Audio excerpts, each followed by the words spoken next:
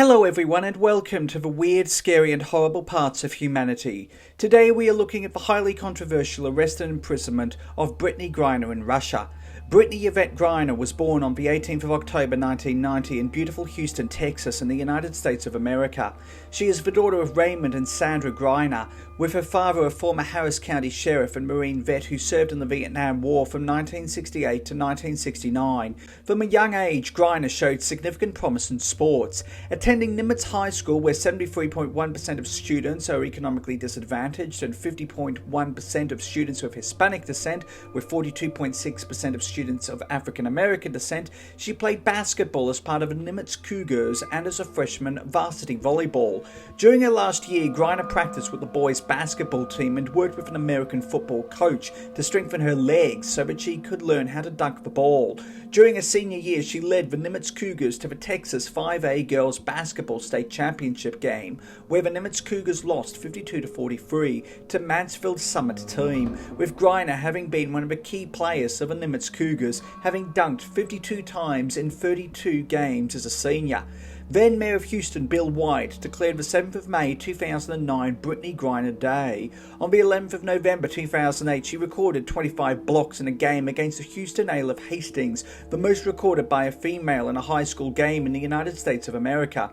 And in her 2008 to 2009 season recorded 318 blocks, a single season record. She was named a WBCA All-American and participated in the 2009 WBCA High School All-America game. However, on a personal level, high school was a difficult time for Grinner because she is gay. She was frequently bullied in high school and came out to her parents as a member of the LGBTQIA+ community, with her father not accepting it, and Grinner lived with an assistant coach for 6 weeks during her senior year, having been kicked out of her home. With the world her oyster, she attended Baylor University, playing for the Baylor Bears women's basketball team. Based in Waco, Texas, Baylor University is a Baptist Christian research university, ranked between 1001 and 1200 in the world by the 2022 QS University World Rankings. She had an incredible college career, recording 223 blocked shots in the 2009 to 2010 season, a record for NCAA blocks in the season. Playing for 4 years with the Bears, the team were champions of the 2011 to 2012 NCAA season. In 2012, she was the sole player still playing in college to be selected for the 2012 US Olympic Women's Basketball finalist roster, with the 2012 Olympics to take place in London in the United Kingdom. However, in April 2012, the then 22-year-old Grinner decided not to participate due to a family illness and her schedule left university. In 2013, she was first round pick for the Phoenix Mercury and remained with the team until 2021, with the team the WNBA champions of the 2014 season, with Grinner frequently top ranked for the Mercuries in points and rebounds. In the same year she started with the Phoenix Mercury, she came out as gay in an interview with SI.com.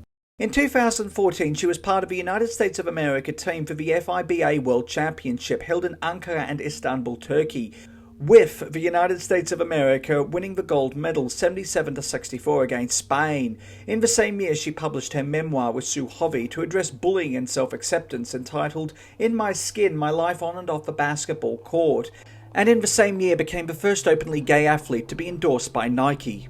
On the 14th of August 2014, Grinner got engaged to fellow WNBA player Glory Johnson, who has primarily played overseas in Russia, China and Turkey. She played with the Tulsa Shock, which became the Dallas Wings, from 2010 to 2018, having made it to the playoffs in her last 2 years.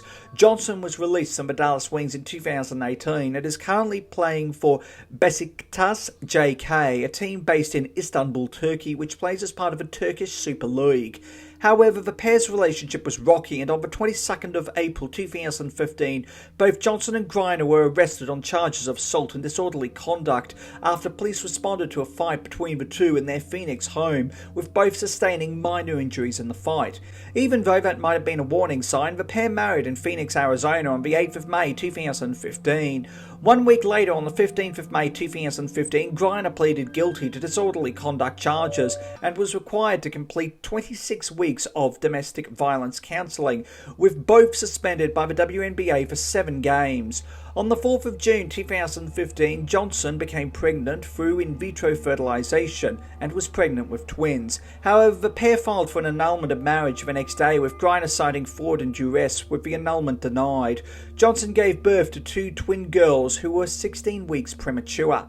However, the marriage continued to disintegrate, and with both filing for divorce, Grinner was forced to pay $2,665.81 a month in child support to Johnson. A request for $20,000 a month in spousal support was denied by Maricopa County, Arizona Superior Court Commissioner Jackie Ireland. In June 2016, the divorce was finalized. In the same year, Grinner played for the US Olympic women's basketball team at the 2016 Summer Olympics in Rio de Janeiro, Brazil, winning her first Olympic gold medal with the United States of America, defeating Spain 101-72 in the final. In 2018, she participated in her second FIBA Women's Basketball World Cup, held in Tenerife, Spain, with the United States of America defeating Australia in the final 73-56. In the same year, she became engaged to Cheryl Watson in August 2018, with the pair marrying in June 2019. Selected for her second Olympics at the 2020 Tokyo Olympics, which was held in 2021 due to COVID-19 in Tokyo, Japan, the United States of America had an undefeated run and beat Japan 90-75 in the final, with Grinner the top scoring athlete in the game, scoring 30 points and winning her second Olympic gold medal. She has also continuously played in multiple countries during the WNBA off-season. In the 2013-2014 WCBA season in China, she played for the Zhejiang Golden Bulls. During the next 5 off-seasons, from 2015 to 2019, she played with the UNMC Yekaterinburg, a women's basketball team based in Yekaterinburg, Russia, playing as part of the Russian Premier League, and until February 2022, the FIBA Europe's Euro League Women, before the team's involvement in the Euro League Women was suspended following Russia's invasion of the Ukraine on the 24th of February 2022, something that will become much more important and pertinent later on. Under Grinner, the team had a phenomenal record, winning the Russian Championship every year that she played, the Russian Cup in 2017 and 2019, as well as the Euro League Women in 2016, 2018, 2019 and 2021. The Independent reported that while in Russia she earned $1 million per season, while in the United States of America with the Phoenix Mercury she earned $221,450. However, her career was not without controversy. In 2020, Grinner called for the WNBA to stop playing the United States of America national anthem and refused to take the floor or participate in the national anthem during a preseason game held in Bradenton, Florida, in protest following the killing of Breonna Taylor, a 26-year-old African-American woman fatally shot in her apartment by plainclothes police officers who forced entry into her apartment as part of an investigation into drug dealing operations, as well as protests following the death of George Floyd. For Grinner, 2022 started off as any other year. With the WNBA off-season, Grinner was to play with UNMC Yekaterinburg. She wasn't the only American player on the team, with Chicago Sky player Ali Quigley having played with UNMC Yekaterinburg since 2019, as well as Courtney Vandersloot, who also plays for the Chicago Sky, having played for UNMC Yekaterinburg since 2018. Indeed, the BBC reports that 50% of WNBA players compete overseas during the off-season and make 5 times more in Russia than they do in the United States of America.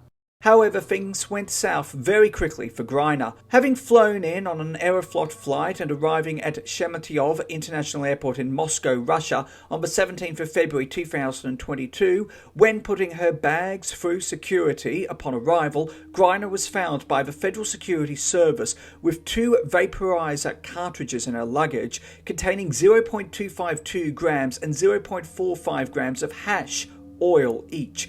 The hash oil, intended for personal use, was legally subscribed for back pain as medical cannabis in Arizona. However, it remains illegal in Russia.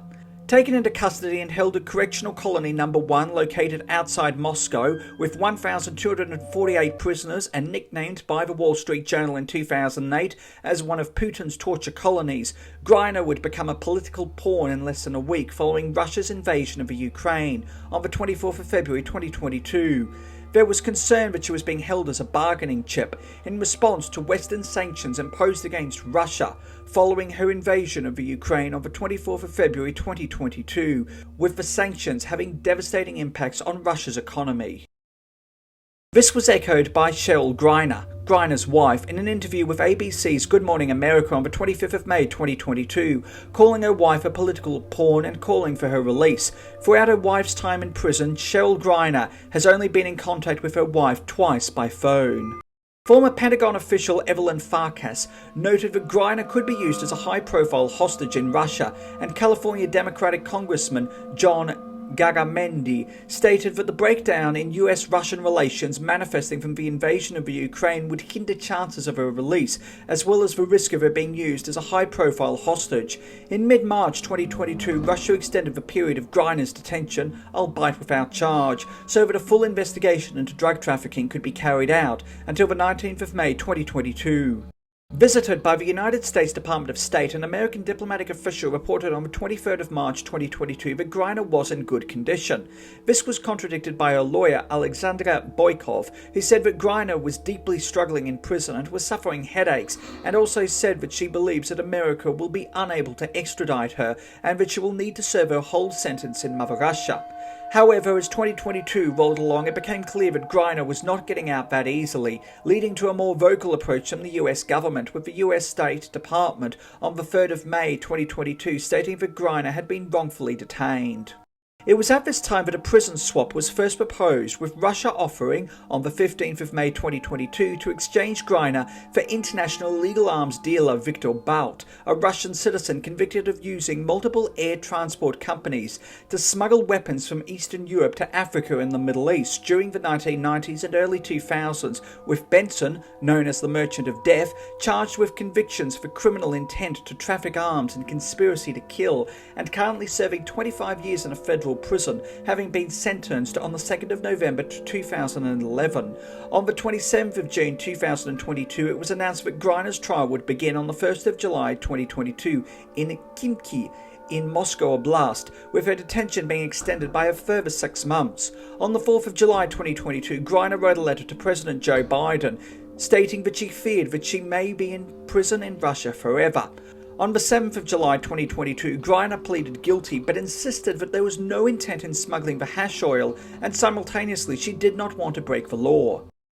On the 27th of July 2022, US President Joe Biden approved a trade for US citizens Grinner and Paul Whelan for Bout. Whelan, a Canadian-born former United States Marine, was arrested in Russia on the 28th of December 2018 and accused of spying. He received a 16-year prison sentence on the 15th of June 2020.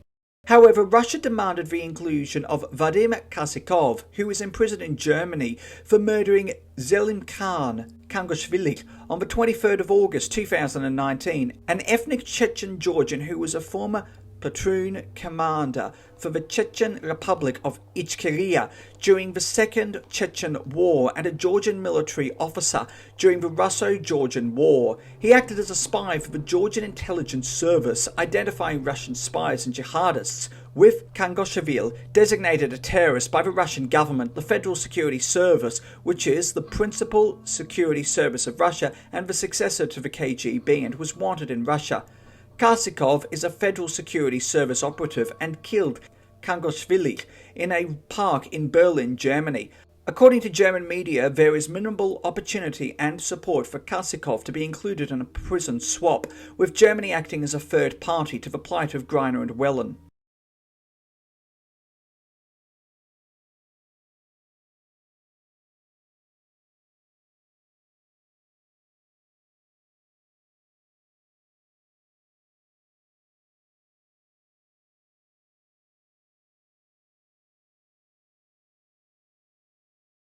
In the lead-up to her sentencing, while a plethora of sympathy and anger manifested from the United States of America, including politicians and the media, one who did not feel sympathy was far-right-wing conservative news channel One America News, which is based in San Diego, California, with Pentagon correspondent Chanel Rion on the show Weekly Briefing, calling Grinner an American-hating lesbian pothead.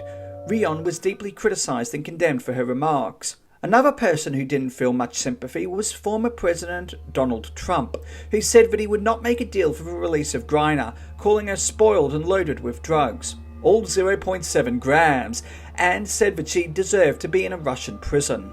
On the 4th of August 2022, Grinner was found guilty of drug smuggling and sentenced to 9 years in prison and fined 1 million Russian rubles, or $16,301 at the time. Former NBA player Dennis Rodman offered to travel to Russia in the same month to plead with President Vladimir Putin and free Brittney Grinner. However, Rodman backflipped on his plan on the 26th of August 2022. On the 15th of September 2022, former US Ambassador to the United Nations Bill Richardson travelled to Moscow to discuss Grinner's sentencing. However, this came to nothing.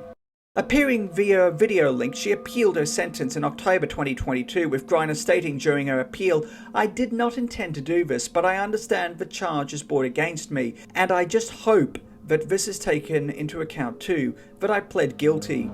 In the midst of her appeal, NBA stars Kyrie Irving and Steph Curry called for the Biden administration to, quote, "do your job and do more to release Grinner." Her appeal was rejected on the 25th of October 2022, with the state prosecutor calling the 9-year sentence fair.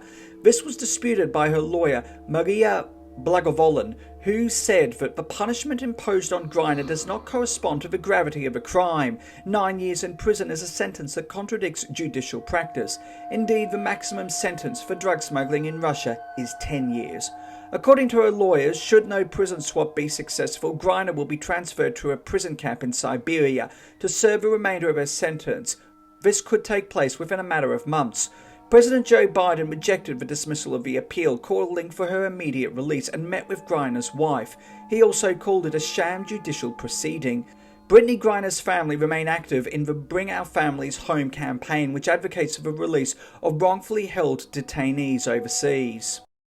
Bill Richardson suggested that Grinner could be released before the end of 2022, should a prison swap with Russia go ahead. However, an aide to President and Dictator-in-Chief Vladimir Putin, Yuri Ushakov, has stated that the release of Grinner is not of concern for Putin and not a priority for Russia, with Ushakov insisting that President Biden was only concerned about Grinner due to the upcoming midterm elections. For the moment, Grinner remains imprisoned in Russia, and unless there is a prison swap or she is released early, based on the time served counting towards her sentence, she will be released at the beginning of 2031.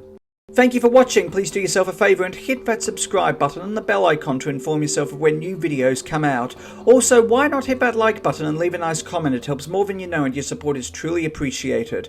Until next time, stay awesome, stay classy, be kind to everyone you meet, have an amazing day, and remember the truth is always more interesting than fiction.